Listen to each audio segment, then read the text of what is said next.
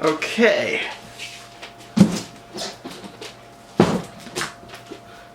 Masking tape.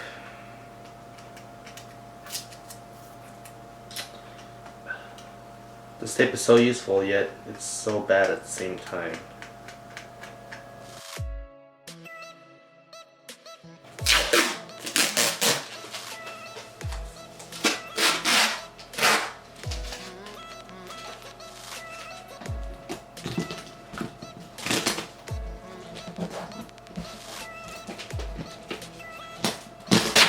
Trying to tape this shut.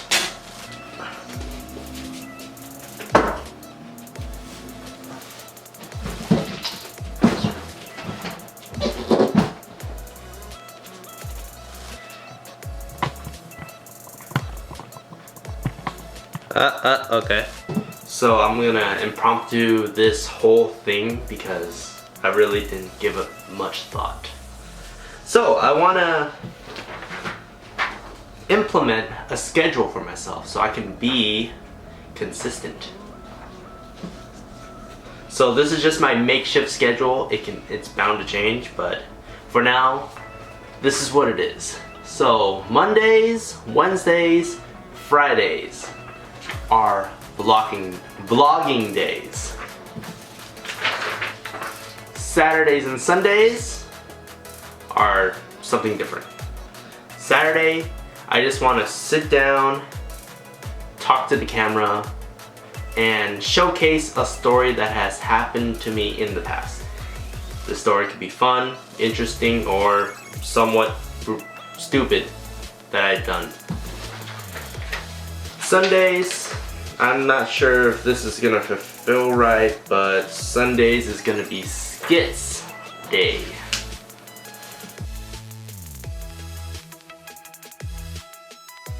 But I feel like Saturday is gonna be the easiest day for me because I have a ton of stories I wanna share with everyone, and I don't know, it's easy just to sit down and talk to the camera instead of me holding the camera this way, that way, this way when I'm driving a car, which is totally not safe. So today is in fact a Saturday, so I'm just gonna start off with a story to tell. This is kind of a short story, but I remember it quite well because whenever I'm a jerk to someone or I'm being super hard-headed, I tend to remember this story. So this story happened when I was a child, since 2nd grade. So yeah, 2nd grade. So you know, in 2nd grade you just do your work, have recess, blah blah blah blah blah, go home. Till the end of your day, go out and play, and then it just goes on from there, and it just cycles for like the next year or so. So during recess one day in 2nd grade, I would play tetherball because that was like the most favorite game that I play, because it was fun. It was just fun. You get to smack a ball around. Like, how fun is that? And for those who don't know what tetherball is, it's essentially, let me draw it out, this thing. So this is the court. Imagine this being like a giant circle, and then you have a pole that goes like, I don't know, like 20 feet up, and then you have this tethering ball that's attached to the top of the pole. So your objective to winning the game is to wrap the ball your direction. That's how you win. But if it wraps to their direction, they win. Simple concept.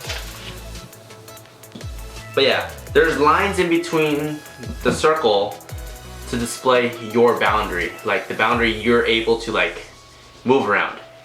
So that's the restriction. If you pass the boundary, you automatically lose. So one day when I was playing tetherball, my friend called me out because we weren't playing by the rules where you can step over the boundary, because those are actual rules as well. But we weren't playing by those rules. And I failed to acknowledge that I stepped over the boundary line because I was super hard-headed. Let me get another piece of paper. Yay!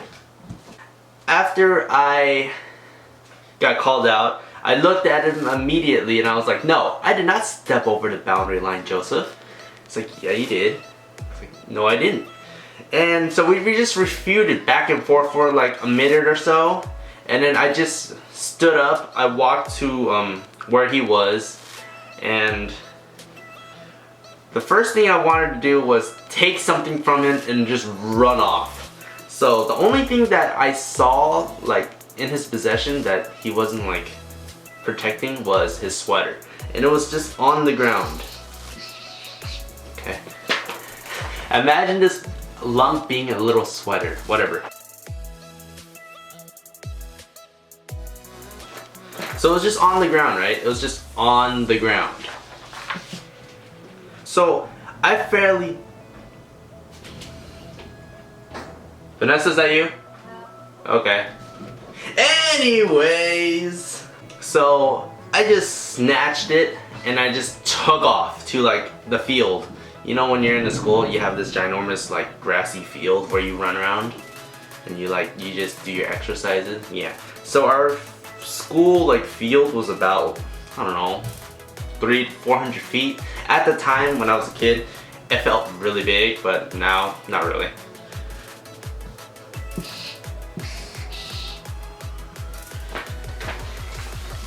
Okay, imagine this being like a ginormous field. This is where the black top was, aka the asphalt playground. This was the field. And then this is like a gated area where you cannot pass. So I started from the blacktop and I moved all the way up to here, almost to the fence. So my other friend, Dara, I remember his name distinctively because Dora the Explorer, get it? He chased after me. So he went from like over here, and then he kind of intercepted where I went. And me not thinking, and I'm fairly near the end of like the field. I had nowhere to go because my friend Joseph was like on this side, so they kind of pincered me in the middle. I had nowhere to go. Ended up running back down a little and I got just like knocked over. Like Dara just jumped and tackled me and then I just fell to the ground. That is the story of me like being hard-headed. The story continues by them being like super mad at me. Well, especially Joseph because I took his sweater, obviously. He didn't talk to me. He just refused to respond to me after I kept saying sorry for like however many days. This part is kind of foggy to me, but I think it was like 2 weeks passed. 2 weeks later, he finally like got over it. He started talking to me, and guess what? Guess what made him start talking to me? This guy loved Pop-Tarts, and I happened to have a box of Pop-Tarts at home during that week. So I brought some and I gave it to him. And his favorite flavor is strawberry. And miraculously, I had that flavor. So I gave it to him and I was like, will you forgive me for doing this, for taking your sweater out to your field, and for not acknowledging that I stepped over the boundary line during tetherball? He was like, yeah, I forgive you. Handed it over, and that was that. Yeah. Pretty soft story, but a very distinct story that I remember.